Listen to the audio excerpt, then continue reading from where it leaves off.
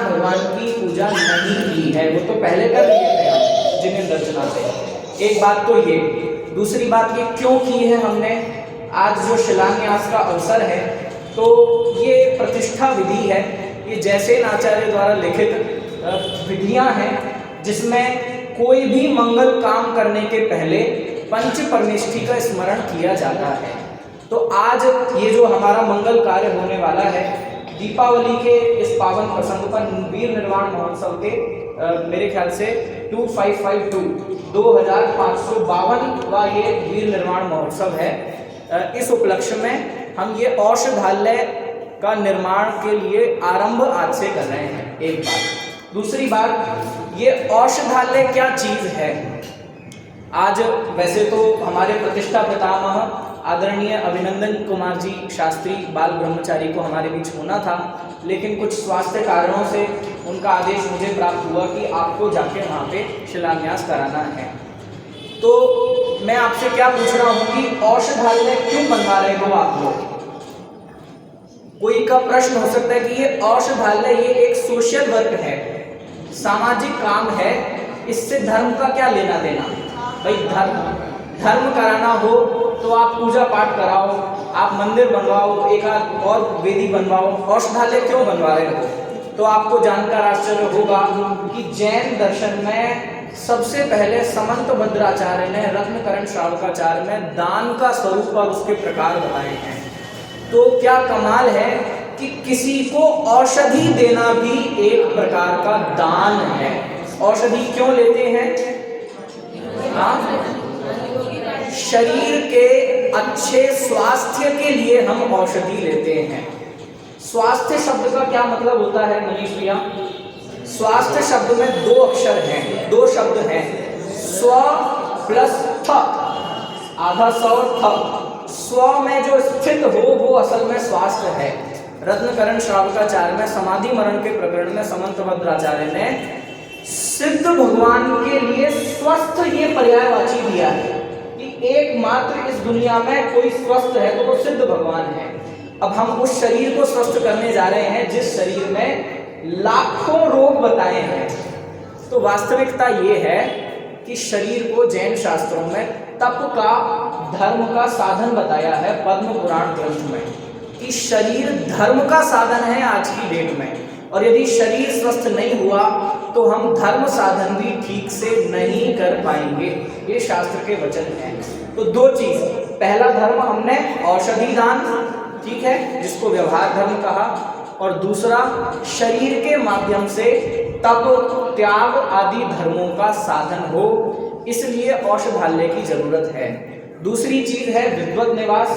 विद्वत निवास यहाँ पर समय समय पर मंदिर जी में कार्यक्रम होते हैं, देश भर से विद्वान पधारते हैं, उनके लिए विद्वत निवास का बनना है। और तीसरा है अतिथि निवास, ठीक है, इसकी प्रशस्ति मैंने बना के भेजी थी आदरणीय अभिनंदन जी भाई साहब के आदेश पर। तो तीन चीजों की प्रशस्ति हम विराजमान करेंगे, पहली तो औषधालय, दूसरी विद्वत निवास और तीसरा अतिथि निवास। ये बात हुई। फिर इसके बाद आज एक और प्रसंग आप बता रहे हैं कि हमें चंवर और विराजमान करने हैं। अब ये चंवर क्या चीज है और चंवर क्यों विराजमान होते हैं, बोलिए एक जना।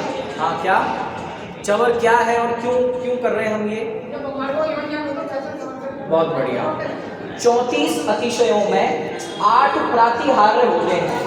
आप मेरे को यहाँ पे 8 प्रातिहार्य गिना सकते हो, आपने बनाए हैं यहाँ पे 8 प्रातिहार्य गिनाओ जरा यहाँ पे।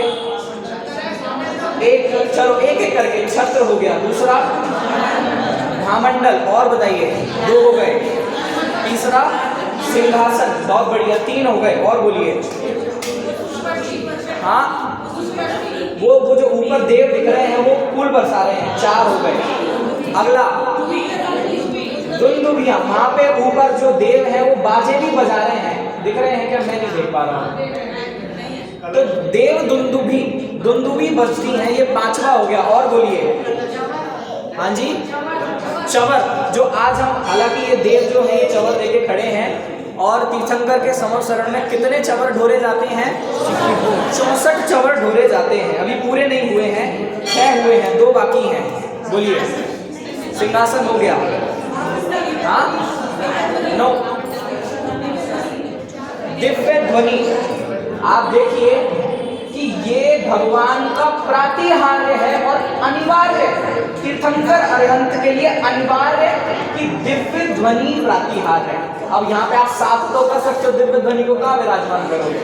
तो जब तक इस मंदिर जी में शास्त्र स्वाध्याय चल रहा है, भगवान की वाणी सुनी जा रही है, इसका मतलब ये समर शरण का प्रतीक है। और जिस मंदिर में शास्त्र स्वाध्याय नहीं सुना जा रहा है, तो 8 पहले नंबर का और आप अंतिम में पूछ रहा हूँ क्योंकि आपने क्रम बताया, अशोक वृक्ष, ठीक है। यहाँ मैं अशोक वृक्ष नहीं देख पा रहा हूँ, लेकिन ये जो फूल पत्तियां आप ऊपर देख रहे हैं, इनको आप अशोक वृक्ष का चिन्ह मान सकते हैं, ठीक है। तो इसलिए ये चवर हम आज भगवान के यहाँ पर विराजमान करेंगे। भक्तामर का श्लोक बोलिए जल्दी से। कुंदावदात चल चामर चारु शोभम। भक्तामर में रोज बोलते हैं कि हे भगवान, आपका कुंद के पुष्प की तरह धवल स्वच्छ चवर हम आपके समर शरण में विराजमान करने जा रहे हैं। और आप चवर के साथ कैसे लगते हो कि मानो सुमेरु पर्वत को चंद्रमा सुशोभित कर रहा हो, ऐसा वो भक्तामर स्तोत्र में मानतोंग आचार्य ये लिखते हैं, ठीक है। ये बात हुई तो चवर की। तो अभी हम चवर भी मंत्र आदि पूर्वक विराजमान कराएंगे। फिर इसके बाद अभी हम शिलान्यास के लिए जाएंगे। उसके अभी जयमाला के पूर्व कुछ मंत्र और कुछ अर्घ अभी और बाकी हैं जो शिलान्यास से संबंधित हैं, वो मैं यहाँ से पढ़ूंगा और आप सबको उसमें अर्घ समर्पित करना है। पहले चवर का कराएं कि पहले ये कराएं? पहले ये करा दें, जयमाला के बाद करेंगे चवर का, ठीक है। तो ये जो अर्घ हैं ये जयमाला के पहले ही पढ़े जाते हैं। तो विधानकर्ता परिवार है वो भी विशेष तौर पे आई होप कि वो सब लोग धोती दुपट्टा पहन के बैठे हैं। जो विधान करता वो सॉरी शिलान्यास करता कौन है?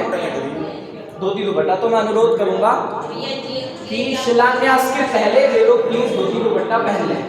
शिलान्यास करने के पहले जो शिलान्यास करता है वो शुद्ध वस्त्र पहन लें, ठीक है। अभी नहीं, पहले अर्घ समर्पण